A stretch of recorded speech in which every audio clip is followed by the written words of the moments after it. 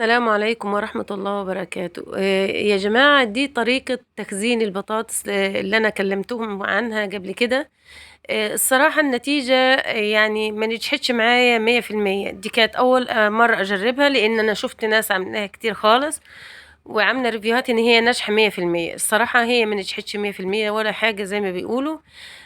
بصوا يا جماعة، البطاطس خزنتها بالنشا والشطة زي ما انتم شايفين، طبقات في كرتونة. رشيت على البطاطس والله كمية من النشا مهولة يعني، وكمية من الشطة، وحطيت شوية ملح.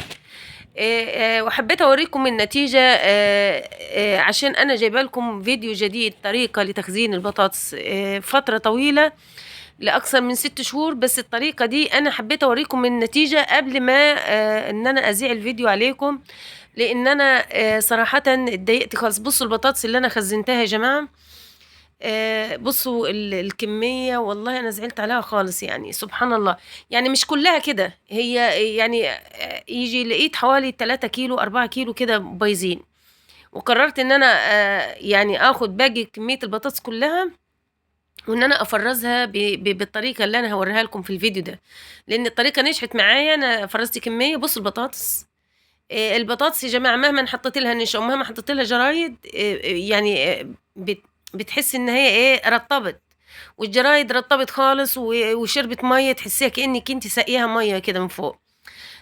فالنتيجة مش حلوة خالص، ويستحسن يعني لو كنتِ فبلاش تفرّزي البطاطس بالطريقة دي. وعامةً أنا عندي كمية، اخترت البطاطس اللي جوّه البطاطس الكويسة، كرتونة البطاطس اللي أنا خزّنتها وقطّعتها، وقررت إن أنا أورّيكم طريقة حلوة جدًا وناجحة جدًا لتخزين البطاطس لشهور معاكِ.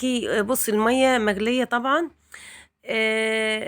هانزّل البطاطس في المَيّة المغلية، وهاقول لِك هتعمليها إيه عشان تفضل معاكِ فترة طويلة جدًا. بالكم يا جماعة، أولًا وأنتِ بتنزّلي البطاطس كده لازم المَيّة تكون مغلية، وبعد ما المَيّة تكون مغلية، بعد ما نزّلت البطاطس كده هاخلّيها على البوتاجاز تاخد من 3 ل5 دقائق بالضبط، مش أكتر من كده ولا أقل من كده، لإن هنا البطاطس أنتِ بتسدّي المسام بتاعتها لمّا تغلي، وبتتحوّل من اللون الأصفر بتلاقيها لونها أبيض كده. دي الطريقة اللي أنتِ بتضمني بيها إن البطاطس بعد ما تنزّليها من على البوتاجاز يا جماعة ما تسوِّتش، لإنِّك أنتِ ممكن تسوِّد منِّك برضه رغم إنِّك أنتِ غليتيها كده. يبقى لازم هنا أتركها من 3 ل5 دقائق على النار في المَيّة المغلية. بعد ما نزّلت البطاطس في المَيّة المغلية، ملعقة كبيرة من النشا، باحُط عليها شوية مَيّة باردين، لإن ما ينفعش أنزّل النشا في المَيّة السخنة بيكلكع. وباحط كمان ملعقة من السكر، وملعقة من الملح.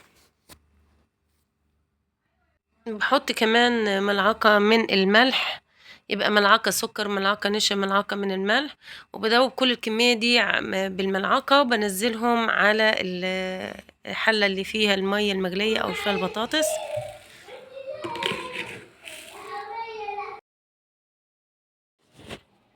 وآدي البطاطس بعد يا جماعة ما اتسلقت على البوتاجاز، مش سلقة كاملة، دي تِلت سلقة كده مش نُص كمان.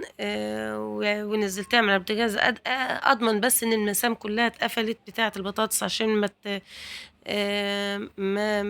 ما تتأكسدش معايا وتسوِّد ولونها يسوِد. بُصّوا بعد ما نشّفتها طبعًا باحاول إن أنا بانزّلها على فوطة أو ملاية تكون قطنية، وبانشّف البطاطس.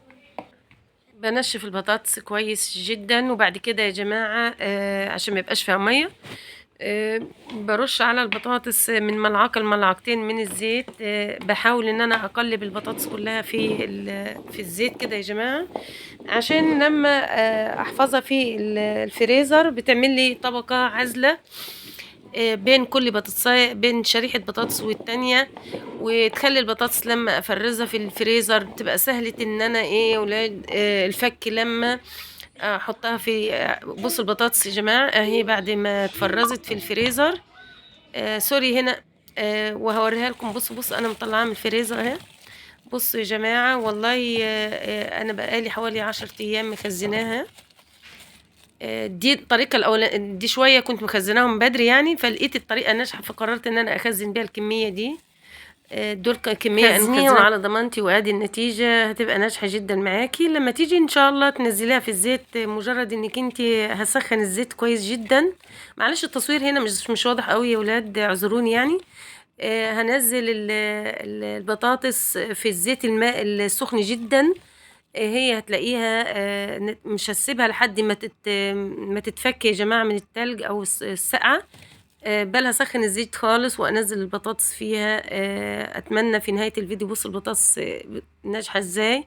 اتمنى في نهاية الفيديو انا جايبه لكم طريقة حلوة جدا جدا، ان شاء الله من ابتكاري ومن اختراعي، لاول مرة هتشوفوها على اليوتيوب الفيديوهات اللي جاية. بس احنا عندنا امتحانات للاولاد الاسبوع ده، فان شاء الله هنزل لكم طريقة ترند لاول مرة هتشوفوها على اليوتيوب. طريقة ترند، اللي ما اشتركش يعمل اشتراك ولايك. والسلام عليكم ورحمة الله وبركاته.